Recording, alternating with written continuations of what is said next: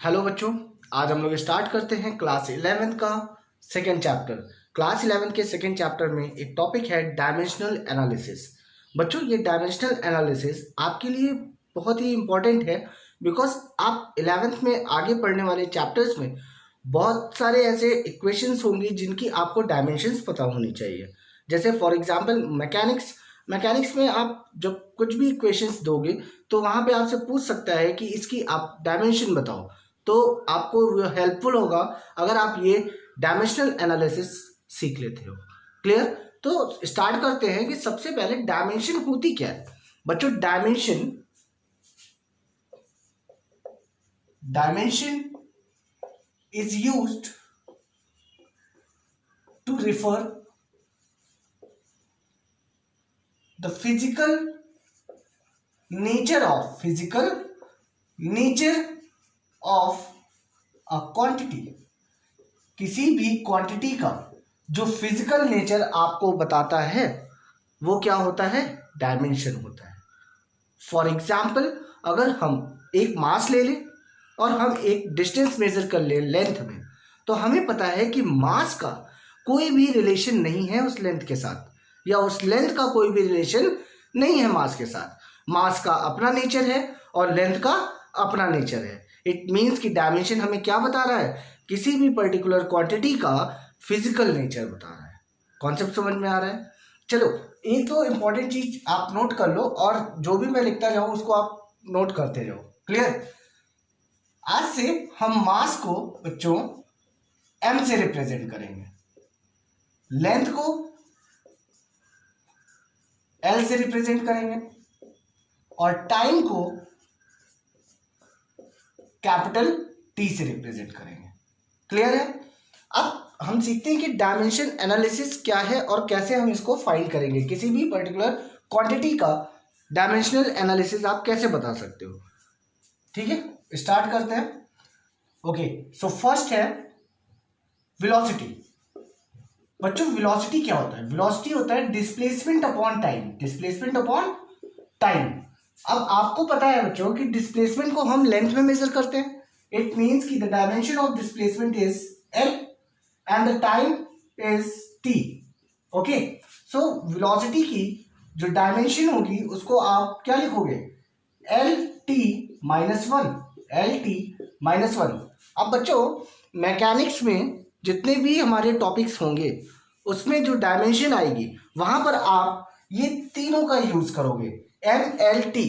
और अगर मास नहीं है तो हम इसको देखो कैसे लिख सकते हैं, वेलोसिटी इज इक्वल टू, अब मास तो है नहीं तो वहां पे उसकी पावर 0 लगा दो, lt माइनस वन। तो ये हो गया आपका डायमेंशन ऑफ वेलोसिटी। अब बच्चों याद रखना, डायमेंशन क्या है? डायमेंशन mlt नहीं है या mlt माइनस वन नहीं है।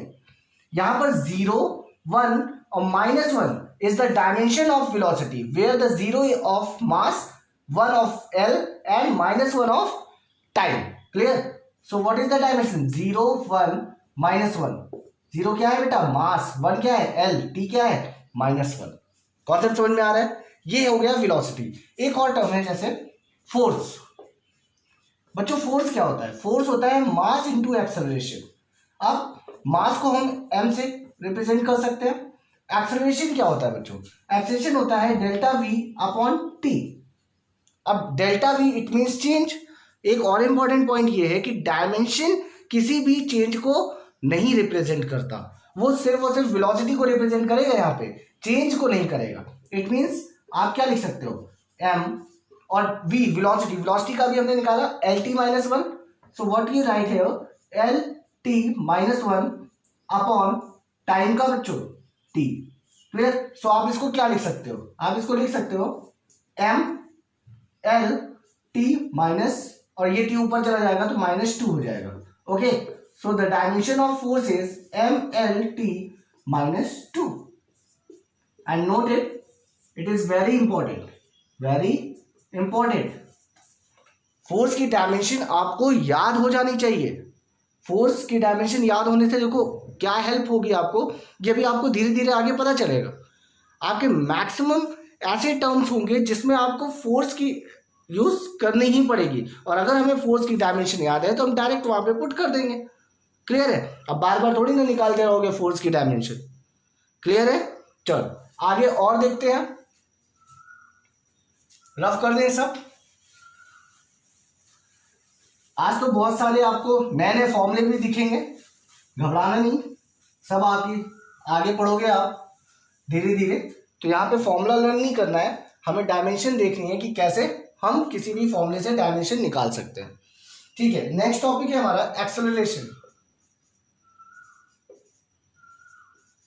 बच्चों एक्सेलरेशन क्या है? Change in velocity upon time. अभी हमने निकाला था चेंज इन वेलोसिटी में क्या होगा, LT - 1 और टाइम का t। तो बच्चों यहाँ पे क्या लिख सकते हो आप, यहाँ पे लिख सकते हो LT - 2। सो एक्सेलरेशन की m0 LT - 2 it is your dimension of acceleration. Okay, अब एक बात याद कर लो, अगर यहाँ पे मान लो ऐसे ब्रैकेट लगा दिया तो ये डायमेंशनल इक्वेशन हो जाती है। क्या हो जाती है? Dimensional equation.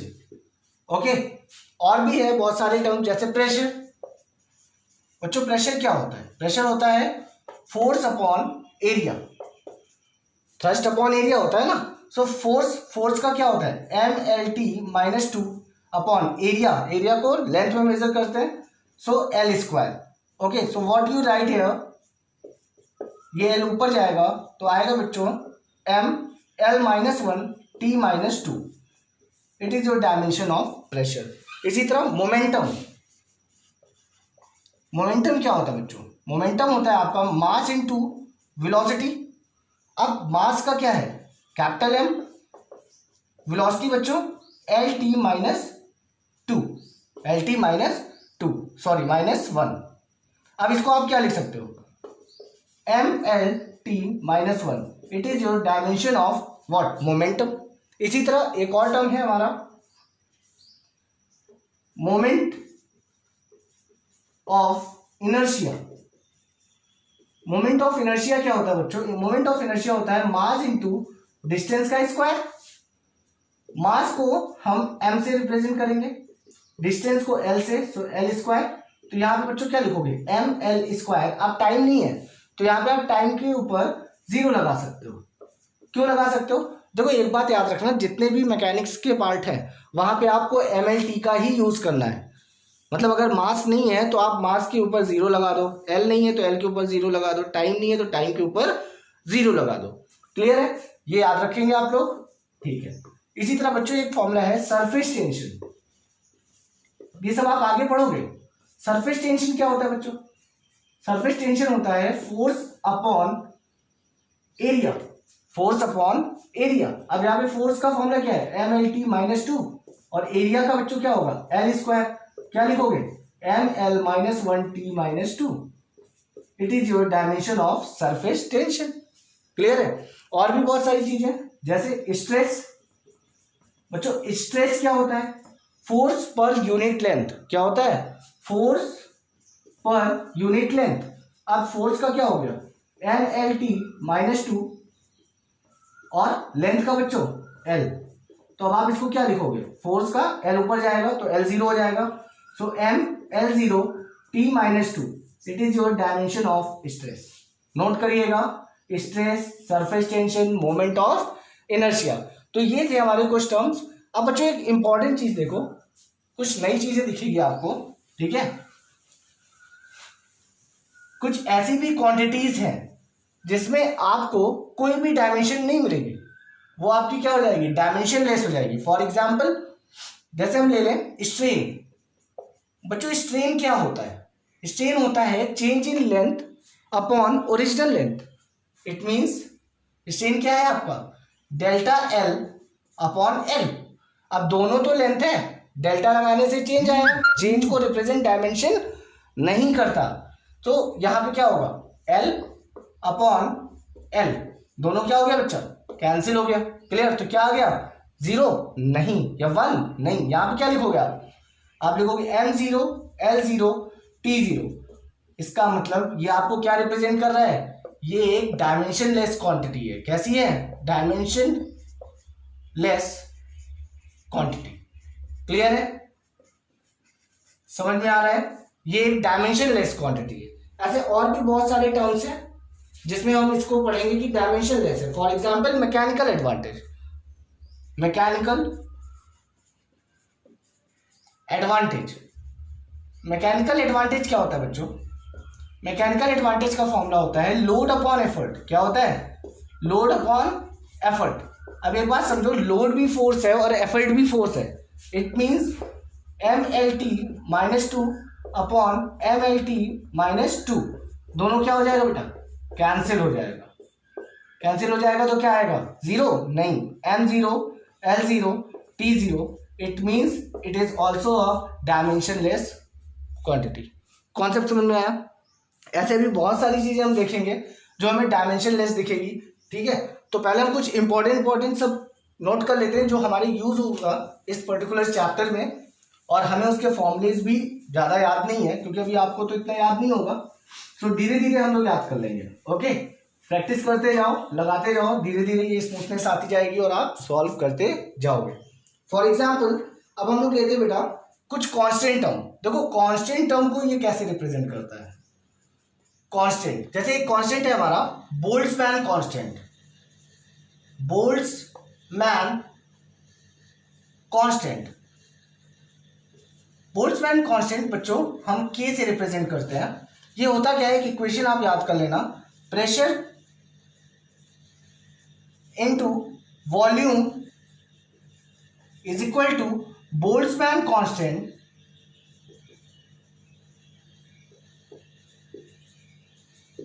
या बोल्ट्जमैन लिख लेते हैं, बोल्ट्जमैन इनटू टेम्परेचर।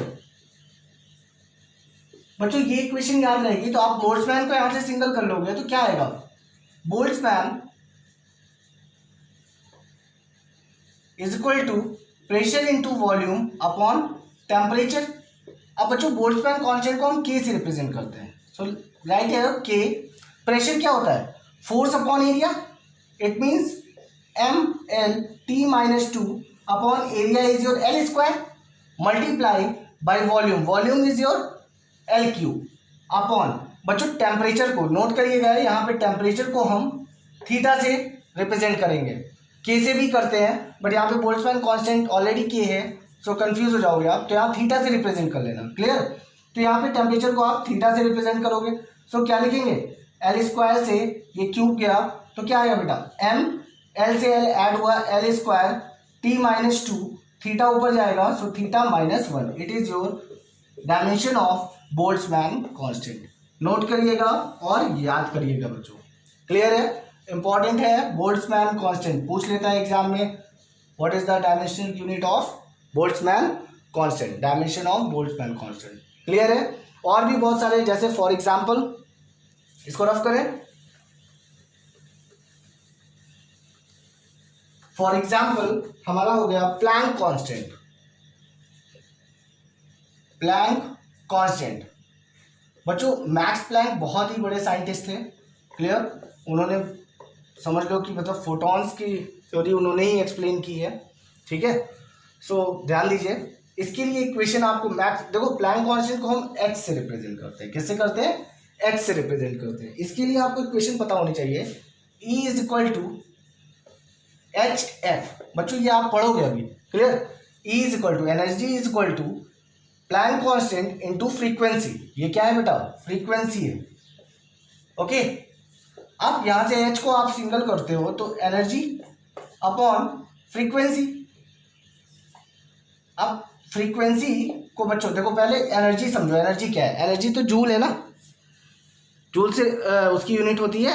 इसी तरह वर्क की भी यूनिट क्या होती है? जूल होती है। तो वर्क के अकॉर्डिंग हम निकाल लेते हैं एनर्जी को, force into displacement. It means MLT - 2 और displacement it means L upon frequency. Frequency को बच्चों हम लोग लिख सकते हैं 1 upon time period, 1 upon time period. So 1 upon T. अब ये टी कहां चला जाएगा? ऊपर आ जाएगा। क्या होगा बच्चों? ML स्क्वायर, ये L और ये L ऐड हो जाएगा पावर। ठीक है, T - 2, ये T ऊपर जाएगा तो T - 2 and -1 it means what? T - 3। It is your dimension of what? Planck constant, note कर लीजिएगा।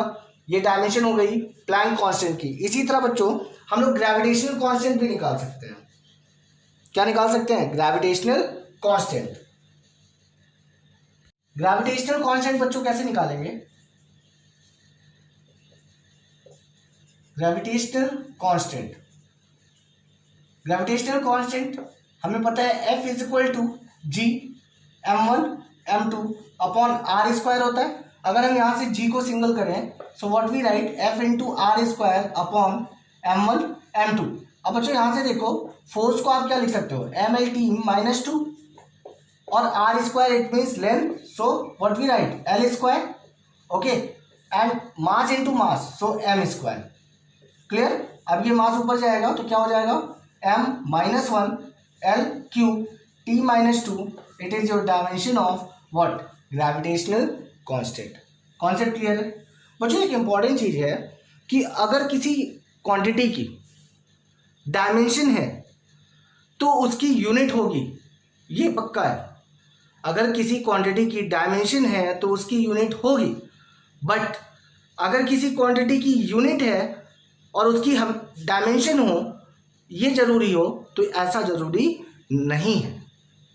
फॉर एग्जाम्पल एक एग्जाम्पल ले लेते हैं, एंगल। बच्चों एंगल क्या होता है? Arc upon length, arc upon length, okay. अब हमें पता है कि एंगल की ऐसा यूनिट क्या होती है? एंगल की यूनिट क्या होती है? एंगल की यूनिट होती है रेडियन। क्या होती है? रेडियन होती है। अब हमें पता है आर्क को हम कैसे रिप्रेजेंट करते हैं। अगर उसकी डायमेंशन चेक करें तो लेंथ L, और यहां पर हम लेंथ की डायमेंशन L ही लेंगे, तो ये और ये कैंसिल हो गया। इट मीन्स कि एंगल में क्या आएगा? M0 L0 T0। It means what? It is a dimensionless quantity. देखो ये कैसी क्वांटिटी है? डायमेंशनलेस, बट इसके पास क्या यूनिट है? ऑफ कोर्स है रेडियन। सिमिलरली एक और है सॉलिड एंगल। सॉलिड एंगल पहले बच्चों समझ लो सॉलिड एंगल होता क्या है। जैसे कि बोर्ड है, अब इस बोर्ड के सारे कॉर्नर्स को एक पर्टिकुलर पॉइंट से आप देखो तो जो एंगल फॉर्मेशन होगी, फॉर एग्जांपल ये बोर्ड है, इससे आप एक ही पॉइंट पर सारे कॉर्नर्स को देखो तो यहां पर जो एंगल बन रहा है इसको हम सॉलिड एंगल बोलते हैं। सॉलिड एंगल की यूनिट क्या होती है? स्टेडियन। स्टेडियन होती है बच्चों, स्टेडियन है। देखो यहां पे स्पेलिंग सही कर लो, STERADIAN। क्लियर है? कॉन्सेप्ट समझ में आया? अब देखो एग्जाम में क्वेश्चन पूछता है, ये भी एक क्या है? डायमेंशनलेस है। M0 L0 T0। एग्जाम में क्वेश्चन पूछ लेता है कि दो ऐसी क्वांटिटी बताइए जिसके पास यूनिट है बट उसके पास डायमेंशन नहीं है, तो आप ये दोनों नाम लिख देना, angle and solid angle. Clear है? उसकी यूनिट क्या है? रेडियन है, इसकी क्या है? स्टेडियन है। कॉन्सेप्ट समझ में आ रहा है? ठीक है। Next topic is principal of homogeneity. देखो प्रिंसिपल ऑफ होमोजेनिटी क्या होता है? ये बताता है कि जो भी पर्टिकुलर इक्वेशन होगी उस पर्टिकुलर इक्वेशन की ईच टर्म्स की जो डायमेंशन होगी वो सेम होगी, और अगर उनकी डायमेंशन सेम है तभी वो आपस में क्या होंगे? ऐड और सब्ट्रैक्ट हो सकते हैं। It means what? It means only those physical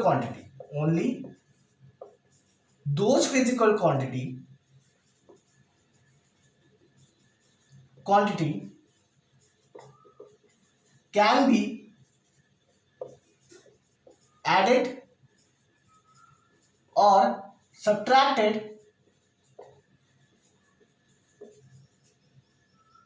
only those physical quantity can be added or subtracted which have same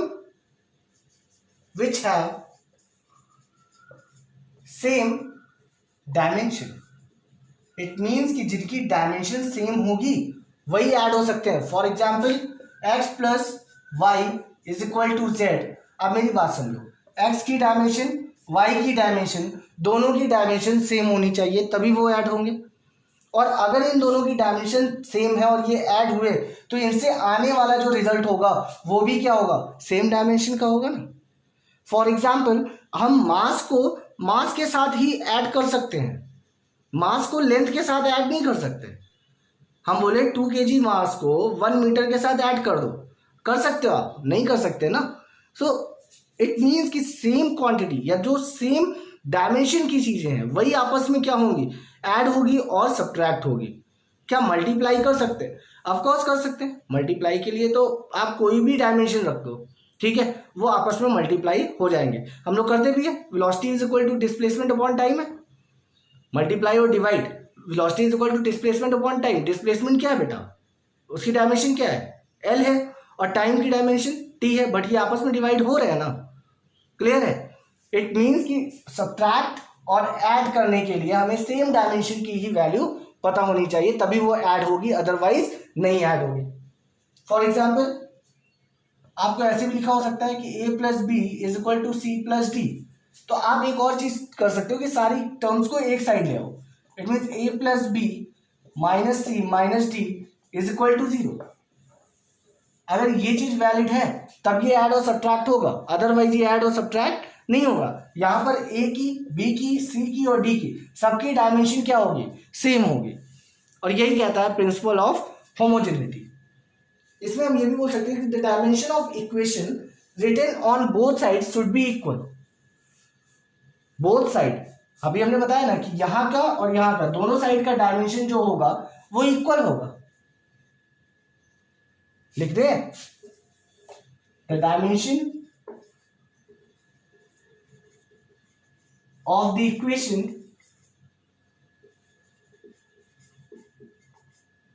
is equal in both side. दोनों side dimension of the equation is equal. Clear हो रहा है? यही आपका principle of homogeneity. बच्चों, principle of homogeneity से हम बहुत सारे वैल्यूज निकाल सकते हैं।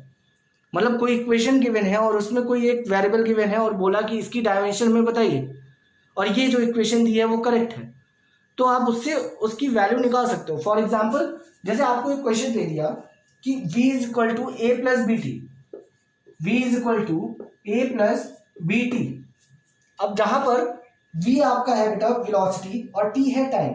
अब पूछा है कि find the dimension of a and b। v आपका क्या है, वेलोसिटी, टाइम क्या है बेटा, टाइम है आपका t। आपसे पूछा क्या है, a की डायमेंशन और b की डायमेंशन। बेटा कैसे कर सकते हैं, देखो हमने आपको बताया कि अगर ये इक्वेशन लिखी हुई है और ये ऐड और सब्ट्रैक्ट तभी होगी जब इनकी ईच वेरिएबल की या ईच टर्म्स की जो डायमेंशन होगी वो इक्वल होगी। यहां पे आप लिख सकते हो कि the dimension of velocity is equal to dimension of A. भाई ए की डायमेंशन वेलोसिटी की डायमेंशन से इक्वल होगी। अब वेलोसिटी की डायमेंशन क्या होती है बेटा, एल टी माइनस 1, तो ए की डायमेंशन भी तो यही हो गई, एल टी माइनस 1। सिमिलरली आप क्या लिख सकते हो कि dimension of v is equal to dimension of B T. जहां पर आपका बेटा बी टी क्या है, टाइम है, तो डायमेंशन ऑफ वेलोसिटी क्या हो गया, L T minus 1 and B multiply T क्या है बेटा, टाइम है, टाइम को हम क्या लिख सकते हैं, टी। ये टी इधर आएगा फिर ऊपर जाएगा तो क्या आएगा बेटा, L T minus 2 is equal to B. It means dimension of B is L T minus 2 and the dimension of A is L T minus 1। समझ में आया? किसी भी पर्टिकुलर इक्वेशन से आप कैसे किसी भी ईच टर्म की डायमेंशन निकाल सकते हो। क्लियर है? और क्वेश्चंस करते हैं, तो कुछ क्वेश्चंस करते हैं। जैसे सपोज कर लीजिए आपको एक क्वेश्चन दिया y is equal to A plus R upon M, where y is displacement and m is mass. Now find the dimension of a and r। देखो बच्चों कैसे इसको सॉल्व करेंगे। क्लियर? सबसे पहले हमें पता है कि y डिस्प्लेसमेंट है और मास m है, और हमें एक और कंडीशन पता है कि यहां पर ईच पर्टिकुलर टर्म की जो डायमेंशन होगी वो इक्वल होगी। तो क्या हम ऐसा कर सकते हैं कि dimension of y is equal to dimension of a। क्या हम ये लिख सकते हैं? अब y क्या है? डिस्प्लेसमेंट है, तो डायमेंशन क्या होगी इसकी? l। यहां पे डायमेंशन ऑफ a नहीं पता, यही तो निकालना है, तो ये हो गया। क्लियर? सेम मेथड से हम लिख सकते हैं कि dimension of y is equal to dimension of r upon m, ये भी लिख सकते हैं। अब यहां से हम क्या करेंगे? y की डायमेंशन क्या है? l है, okay, and r upon m, where r की डायमेंशन नहीं पता, m की डायमेंशन m। अब हम इसको इधर लेके आएंगे तो क्या आएगा बेटा? इधर देखते हैं, m into l is equal to r। Clear? यहां पे टाइम नहीं है, so what we write? ml t0, it is your dimension of r, and what is the dimension of a? m0 l t0, it is your dimension of a। this is your answer। Clear है? तो समझ में आया बेटा कि कैसे इसको solve करना है। कोई भी इक्वेशन दी होगी, हमें ये तो पता है कि ईच टर्म उसके क्या होंगे? सेम डायमेंशन के होंगे। हम उसको आपस में रिलेट कर लेंगे और रिलेट करके उसकी डायमेंशन को सॉल्व कर लेंगे। चलिए और क्वेश्चन देखते हैं। हम लोग एक क्वेश्चन देखते हैं, y is equal to tan xt where t is time and find dimension of y। बेटा देखो यहां पर प्रॉब्लम क्या आ रही है कि यहां पे डायमेंशन ऑफ x आपको नहीं पता और डायमेंशन ऑफ y आपसे पूछा है, और सिर्फ आपको क्या पता है? t क्या है? हमारा टाइम है। अब देखो इस तरह के क्वेश्चन कैसे सॉल्व करोगे? थोड़ा बहुत दिमाग भी लगाना है। वो ये कि tan थीटा है, इसको आप कैसे लिख सकते हो? tan थीटा ना, और हमें पता है कि जो थीटा होगा हमारा, theta is dimensionless, therefore the value of xt is dimensionless ना, m0 l0 t0। अगर हम यहां से t को सिंगल कर रहे हैं तो x is equal to m0 l0 t0 upon t, ये आ गई इसकी डायमेंशन। अब हम इस t को ऊपर लिखेंगे तो x is equal to m0 l0 t minus 1। Okay, now how you find the dimension of y? देखो बेटा यहां से अगर आप देखोगे तो ईच टर्म की कंडीशंस में उनकी डायमेंशन इक्वल होगी। तो अगर x की डायमेंशन ये आई है तो y की भी डायमेंशन क्या होगी? m0 l0 t minus 1। This is your answer, dimension of y। Clear हो रहा है? नहीं आया समझ में? Find the dimension of y पूछा था। अब हमें पता है कि y की डायमेंशन जो होगी वही x की डायमेंशन होनी चाहिए, xt की डायमेंशन होनी चाहिए। क्लियर? हमने इसको आपस में रिलेट कर दिया। कैसे रिलेट किया? हमें पता है कि थीटा क्या है? डायमेंशनलेस है, तो xt is equal to m0 l0 t0। x यहाँ से t को सिंगल किया, x की वैल्यू निकाली m0 l0 t minus 1, so y is equal to what? m0 l0 t minus 1। Clear है? चलिए नेक्स्ट क्वेश्चन देखते हैं। Okay, so the next question is write the dimension of a upon b in the relation f is equal to a root x plus b t, where f is force, okay, and x is displacement and t is time। देखो बेटा इस तरह के question कैसे solve करेंगे? Same method है कि dimension of force is equal to the dimension of a root x। So what we write here? Dimension of force is equal to dimension of a root x। okay, so dimension of force is mlt minus 2 and dimension of a root x, so a dimension of a not given। now dimension of x is l and the power is 1 by 2। okay, so L को इस side लेके आएंगे तो बेटा क्या आएगा, M L T minus two upon L की power 1/2 is equal to A. बेटा ये एल ऊपर जाएगा, सो ए की वैल्यू आएगी, A is equal to M, L ऊपर जाएगा तो एल की पावर -1/2 एंड टी की power -2। Okay, so this is the dimension of A. Now how you get the dimension of B? Again you compare the dimension of f. Dimension of f is equal to what? Dimension of bt. Okay, now where the t is the time. Okay, so dimension of f is mlt minus 2 and the dimension of bt not given, b, and dimension of t is time is t. Okay, T को इधर लेके आएंगे, so M L T -2 upon T.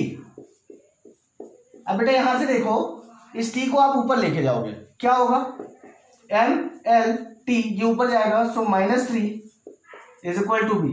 So the dimension of B is M L T -3। Now what you find? You find the ratio of A upon B, dimension of A upon B, a upon b. Dimension of a is ml -1/2 t -2 and the dimension of b is ml t -3.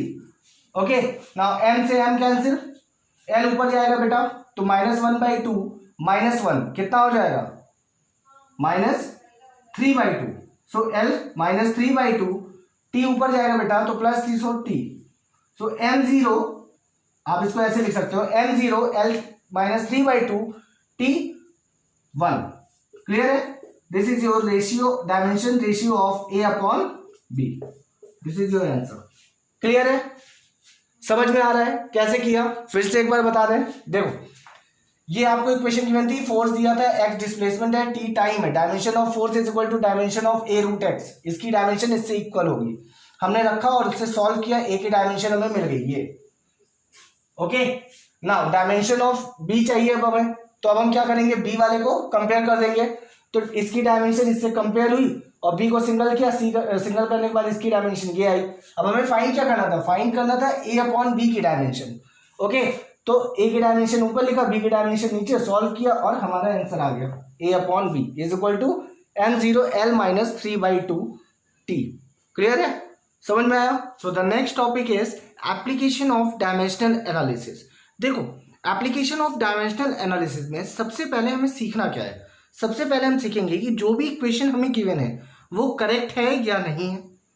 It means कि आप कैसे बता सकते हो कि कोई भी particular equation अगर गिवन है वो करेक्ट है या नहीं, या कोई फॉर्मूला आपको गिवन है तो वो करेक्ट है या नहीं। देखो, आप किसी भी पर्टिकुलर फॉर्मूले को करेक्ट तभी बोलोगे जब उसकी LHS की डायमेंशन इक्वल होगी उसकी RHS की डायमेंशन की।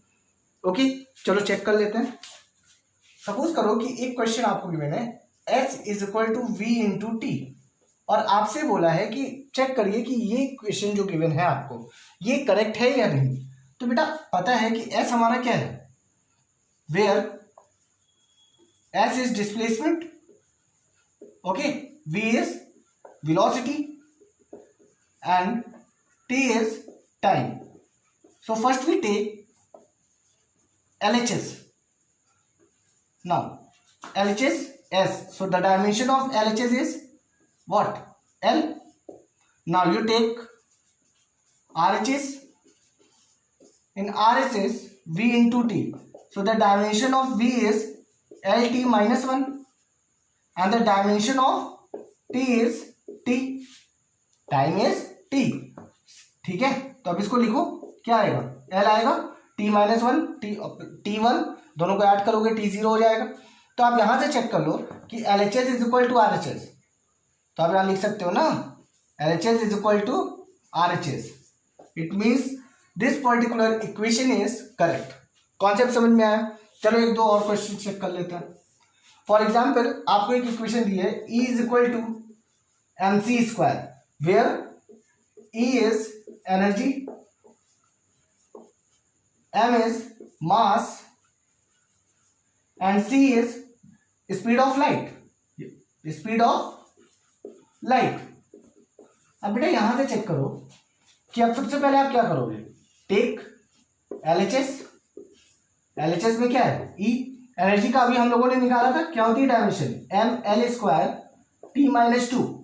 याद रखिएगा, कुछ डायमेंशन आप याद कर लीजिए, जल्दी हो जाएगा। फिर आप लिख रहा हूं टेक आरएचएस। अब बेटा आरएचएस में क्या है, M C square. It means dimension of M, mass की डायमेंशन क्या है एम, और C square it means speed की जो डायमेंशन होगी उसका स्क्वायर। तो स्पीड या वेलोसिटी की डायमेंशन क्या है, L T minus one, L T minus one का होल स्क्वायर। तो अब आप यहां पे क्या लिख सकते हो बेटा, M L square T minus two. Clear है। अब आप चेक कर लो, ये क्या था, एलएचएस था, ये क्या है आपका आरएचएस है। It means LHS is equal to RHS. This equation is what? Correct. Concept समझ में आया कैसे सॉल्व करना है, क्लियर है। चलिए और दूसरा टॉपिक देखते हैं, दूसरी एप्लीकेशन देखते हैं। So the next application is to check whether an equation is correct और not, if incorrect then correct it. It means कि जो अभी फर्स्ट एप्लीकेशन में हमने सीखा कि हम किसी भी पर्टिकुलर इक्वेशन को कैसे करेक्ट कर सकते हैं या हम कैसे चेक करेंगे कि वो इक्वेशन करेक्ट है। तो हम देखते हैं एलएचएस की डायमेंशन और आरएचएस की डायमेंशन दोनों अगर इक्वल है, इट मीन्स कि वो पर्टिकुलर इक्वेशन हमारी कैसी होगी, करेक्ट होगी। बट अब अगर ये मान लो कि दोनों तरफ की डायमेंशन आपने चेक करी और चेक करने के बाद आपने देखा कि वो इनकरेक्ट है, इट मीन्स कि जो पर्टिकुलर इक्वेशन है या जो फॉर्मूला गिवन है वो हमारा कैसा है, इनकरेक्ट है। तो हम उसको किसी ना किसी तरीके से करेक्ट कर सकते हैं, ये हमें सीखना है इसमें। ओके चलिए एक एग्जांपल से देखते हैं। फॉर एग्जांपल आपको गिवन है h is equal to R rho G upon 2t cos theta. अब हमें चेक करना है कि ये इक्वेशन करेक्ट है या नहीं। सो सबसे पहले यहां पे आपको गिवन होगा where h is height, okay, r radius, rho density, g acceleration due to gravity and t is surface tension, surface tension। Okay यहां सॉल्व करते हैं हम लोग। यहां लिखते हैं टेक LHS। बेटा LHS में सबसे पहले क्या है, h है ना, तो h की डायमेंशन क्या होगी, l होगी। फिर हम लिखेंगे टेक RHS। RHS में वैल्यू क्या है, r rho g upon 2t cos theta. चलिए चेक करते हैं, रेडियस की डायमेंशन क्या होगी, लेंथ होगी। रो डेंसिटी, डेंसिटी का बेटा फॉर्मूला क्या होता है, mass upon volume. So the dimension of mass is m and dimension of volume is l cube. Clear है। And the dimension of acceleration, it is your acceleration due to gravity. It means what you write here, the dimension of acceleration lt minus 2। It means l upon t का square. Clear है। Whole upon this t is what, surface tension, and the formula of surface tension is force upon length. Clear. 2 is constant, okay, तो constant का कोई भी dimension नहीं होता है, तो सरफेस टेंशन का लिखेंगे m l t minus 2। It is your dimension of force upon length, length की डायमेंशन l। क्लियर है। चलिए सॉल्व करते हैं। ये l कैंसिल हो गया, ये क्यूब हटा। क्लियर है। ये l कैंसिल हो गया, ये स्क्वायर और ये कैंसिल हो गया, ये m और ये m कैंसिल हो गया। बेटा बचा क्या, r rho g upon 2t cos theta is equal to 1 upon l। It means dimension is 1 upon l RHS में। अब बेटा LHS में क्या आया था, LHS में आपका आया था l। तो क्या ये पर्टिकुलर इक्वेशन करेक्ट है, बोलो, नहीं करेक्ट है। तो यहां क्या लिखोगे, incorrect. If this equation is incorrect then according to question correct it. अब इसको बेटा करेक्ट कैसे करेंगे, सोचो ऐसा क्या कर सकते हो कि LHS और RHS इक्वल हो जाए। अगर हम RHS को रेसिप्रोकल कर दें, RHS में जो इक्वेशन गिवन है उसको हम पलट दें, नीचे वाला टर्म ऊपर लिख लें, ऊपर वाला टर्म नीचे लिख लें, तो क्या डायमेंशन l आ सकती है, ऑफ कोर्स आ सकती है। तो हम करेक्ट इसको कैसे करेंगे, h is equal to 2t cos theta upon r rho g। This is your correct formula. Concept समझ में आया? कैसे हम करेक्ट करेंगे? ये देखिए, यहां से हम रेसिप्रोकल, अब इसको आप सॉल्व करोगे तो एल ही आएगा ना। समझ में आया? चलिए एक बार और चेक कर लेते हैं। h is equal to R rho G, 2t cos theta given था, ये सारी वैल्यू गिवन थी। अब हमने LHS लिया, वहां पे डायमेंशन चेक की, फिर हमने RHS लिया, उसमें वैल्यू पुट करी, उसकी डायमेंशन रखी और सॉल्व किया। सॉल्व करने पर हमने देखा कि यहाँ पर 1/L आ गया। अब LHS में तो L था, यहाँ पे 1/L आ गया। अब हम इसको कैसे करेक्ट करें? तो पहला आंसर तो हमारा ये मिल गया कि ये कैसा है, इनकरेक्ट है। और इसके बाद इसको करेक्ट कैसे करें? तो अगर हम इसको रेसिप्रोकल कर दें, ये ऊपर चला जाए, तो ये करेक्ट हो सकता है। तो हमने क्या किया, ये RHS में दिए हुए टर्म को हमने पलट दिया। कॉन्सेप्ट समझ में आया? क्लियर है? So the third application is to write a formula just by knowing the factor on which a given quantity depend. It means कि अगर हमें सिर्फ इतना पता हो कि ये क्वांटिटी इन फैक्टर्स पर डिपेंड करती है, मान लीजिए कोई क्वांटिटी है वो कुछ फैक्टर्स पर डिपेंड करती है, तो क्या हम उससे कोई फॉर्मूला बना सकते हैं या कोई इक्वेशन बना सकते हैं? चलिए चेक करते हैं क्या ऐसा हो सकता है। चलिए एक एग्जांपल ले लेते हैं। मान लीजिए आपको गिवन है कि एक कोई पेंडुलम है जिसका बॉब का मास m है, ओके, और इसकी ये जो लेंथ है ये l है, और ये ऑक्सीलेट कर रहा है। ऑक्सीलेट कर रहा है तो जो इसका टाइम पीरियड है बेटा, इसका जो टाइम पीरियड है वो डायरेक्टली प्रोपोर्शनल है मास से। फिर उसने बोला कि ये टाइम पीरियड डायरेक्टली प्रोपोर्शनल है लेंथ l से। फिर इसने कहा कि ये टाइम पीरियड डायरेक्टली प्रोपोर्शनल है एक्सेलरेशन ड्यू टू ग्रेविटी से। मतलब ये तीन फैक्टर आपको गिवन है कि time period is directly proportional to the mass, time period is directly proportional to length and time period is directly proportional to acceleration due to gravity. अब हम इससे चेक करते हैं कि क्या हम निकाल सकते हैं। चलो सबसे पहले हम लेट कर लेते हैं कि m की पावर x है, l की पावर y है और g की पावर z है। ठीक, अब हम इसको कैसे लिखेंगे? t इज इक्वल टू एक कांस्टेंट आ जाएगा k, m की पावर x, l की पावर y एंड g की पावर z। अब यहां से हम चेक करते हैं कि टाइम पीरियड का डायमेंशन क्या होगा। टाइम पीरियड का डायमेंशन होगा m0 l0 t, और यहां से चेक कर लो मास की डायमेंशन क्या होगी बेटा, m की पावर व्हाट, x, लेंथ है, लेंथ की डायमेंशन क्या होगी, l की power y and g, acceleration इसकी पावर क्या होगी, lt माइनस 2 की पावर z। अब कंपेयर करते हैं बेटा, compare m, the value of m। तो यहां पे क्या होगा, 0 इज इक्वल टू x, मतलब x की वैल्यू क्या आ गई, 0 आ गई। फिर हम कंपेयर करते हैं, कंपेयर व्हाट, l, यहां पे क्या बेटा 0, यहां पे आप चेक करो ये y हो गया और ये माइनस 2z हो गया, माइनस 2z हो गया, नहीं सॉरी y प्लस z हो गया, y प्लस z ये हो गया। अब यहां से y की वैल्यू सिंगल करो तो माइनस z, इसको भी चेक करते हैं। फिर हम थर्ड कंपेयर करते हैं, compare the value of t। तो बेटा यहां पे t का क्या है 1, यहां पे t का क्या है माइनस 2z, माइनस 2z, तो z को सिंगल करो तो क्या आएगा -1/2। क्या इस z की वैल्यू यहां पे पुट कर दें तो y की डायमेंशन मिल जाएगी, y की वैल्यू मिल जाएगी। y की वैल्यू क्या होगी, y is equal to -1/2 and minus plus हो जाएगा ना, ये भाई ये -1/2 है, ये माइनस z है, क्लियर है, तो माइनस माइनस प्लस हो जाएगा। सो y का क्या है 1/2, z की वैल्यू -1/2 एंड x की वैल्यू 0। अब हम इसमें पुट करके देखते हैं, t is equal to k, m की वैल्यू 0, m की वैल्यू 0 इंटू l की वैल्यू बेटा क्या है y की वैल्यू क्या आ गई 1/2, सो l की पावर 1/2 एंड g की वैल्यू z की वैल्यू क्या है -1/2, तो यहां पे लिख लो -1/2। कॉन्सेप्ट क्लियर है? अब इसको सही करते हैं, t इज इक्वल टू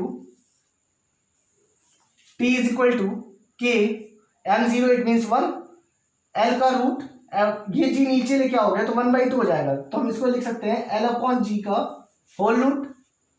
अब बेटा एक चीज देखो, ये बन गया हमारा फॉर्मूला।